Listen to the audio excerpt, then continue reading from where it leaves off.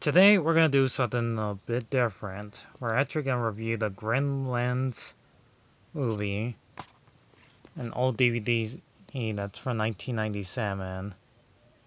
The back of the cover looks pretty great.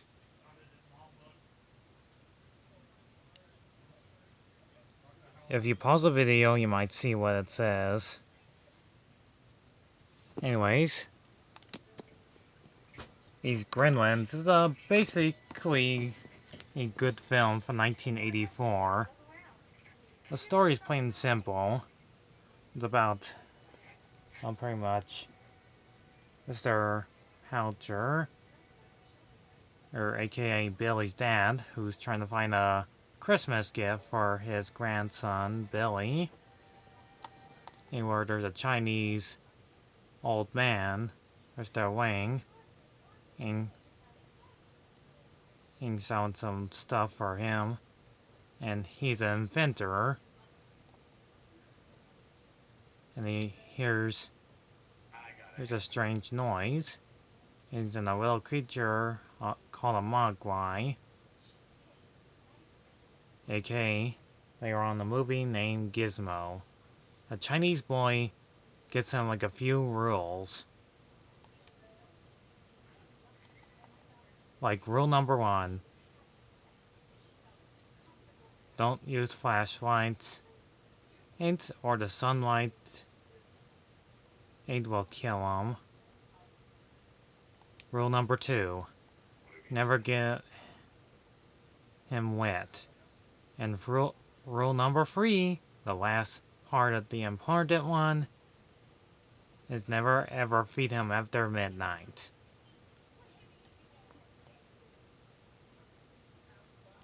The film is basically interesting to its plot story. It's a great film that I used to watch many times as a kid.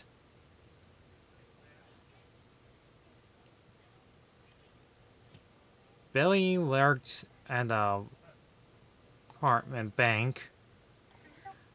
There's this old lady, Mrs. Dinko, who is like Scrooge, but female. Oh, and despises the dog that Billy has. And to make this review not as long as like most people make their videos like 20 minutes long, the film is pretty much him having the other pet besides his dog, Honk,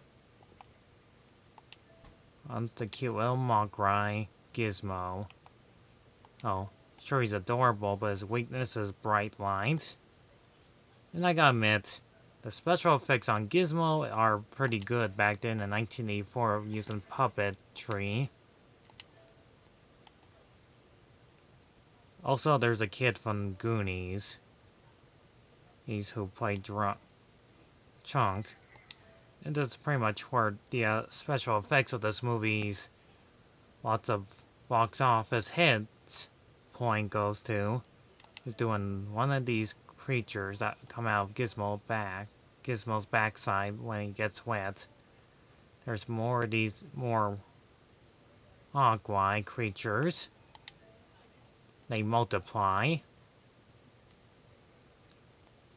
In the next couple of days, he feeds them at midnight, and they turn to xenomorph cocoons, and they become so-called gremlins. And that makes total destruction upon their town. And Billy's love interest, Katie, that doesn't celebrate Christmas, and there is a reason why later on in the film. All that you just had to see for yourself. There's like a few interesting cameos in this film too. The best thing about this film is the design of the Gremlins are wonderfully done, and they're supposed to be both scary and yet funny. This film is both comedy and horror at once. In the near future, I'll talk about the sequel. And it's actually better than the first one. I mean, seriously, when this one came out in theaters, this one was a huge success. It had like video games, and merchandise of toys, probably mugs, t-shirts, and who thought these little creatures would have had the most entertainment for both of adults and children out there. They're just hilarious to watch. Every time I see them on screen, I just chuckle a bit on how hilariously funny they are. Or they just make total chaos, and they even murder Mrs. Dinko while making her chair go out to the top. And there's these two cops that didn't even help them. They are attacked by these gremlins. And then this movie is kind of PG rated. It doesn't show the gremlins rip them apart, tearing their flesh off. Oh no, it's not like that type of movie. Hey, probably in the Evil Dead sequel movies, but this is kind of a both of kids and adult movie. This just screens on great, successful moments, ends up this movie being great. Having these little monsters right on the mark was insanely good to watch. I just love the part where they're at a bar and they're forcing Billy's love interest, Katie, force feeding them. Most of them are smoking, most of them are gambling, most of them are having alcohol drinks. It's just exciting to watch. My favorite part right here is seeing that most of them are cheating and seeing them destroy each other or because they're evil. Oh, it's just amazing to watch, and something that's insanely funny to watch. This one just screams the 80s of how insanely funny this is. And not to mention cartoon sound effects, because it's done by Warner Brothers. This was like quite exciting to watch. It's for me to talk about this classic 80s film. And she explains that when she was a young girl, then they tried to find somebody that was on top of a roof of a dead cat or a raccoon. Turns out to be her dad in a Santa Claus suit.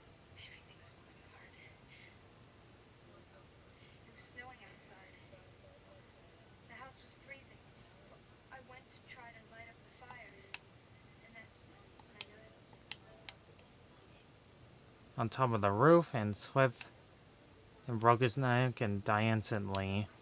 Which is the reason why she doesn't celebrate Christmas that much. And for Billy's dad, he's trying to be a sour businessman, creating the cigarette stuff. And toward the very end of this movie, all the Gremlins are in one movie theater watching Snow White and the Seven Dwarfs. Which, by the way, check out Rick Martinez's channel.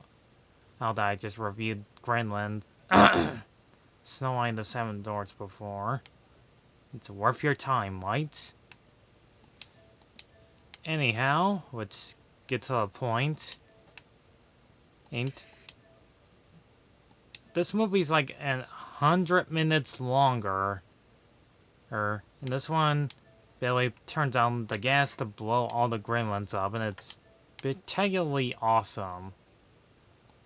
Also, an apartment store, Stripe was going to get more candy, so there wasn't any more left in the movie theater. And Billy said Stripe is the leader. Which I gotta admit, he's the most coolest villain in this history of Gremlins movie. And he tells them if he finds some water, he'll start all over again.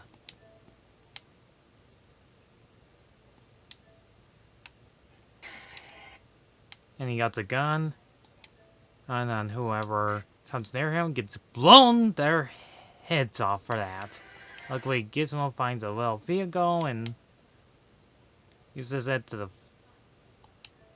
find the open the curtain, and Stripe meets his fate. Aims to melt it away. As a kid, I always find that disturbingly scary. And do one last jump scare is his skeleton, and completely melts. And the old Chinese man shows up for one last time, in that he tells him the trouble how they cause, and they should have lesson. And someday he'll be ready, but just foreshadowing the sequel.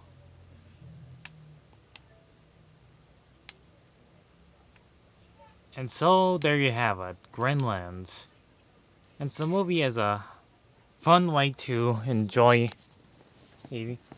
for younger kids and adults, even though I said that 3 times now, but still, it's quite the entire entertaining movie. I love this movie, and everybody that talked about it on YouTube lots of times, believe me, there's like billions of people that talk about this movie before. It's still a big, huge office box hit. So I had to give Gremlins, it's the first movie from 1984, an 8 out of 10. And if you really like watching little monsters destroy half their little town, this film will be just for you.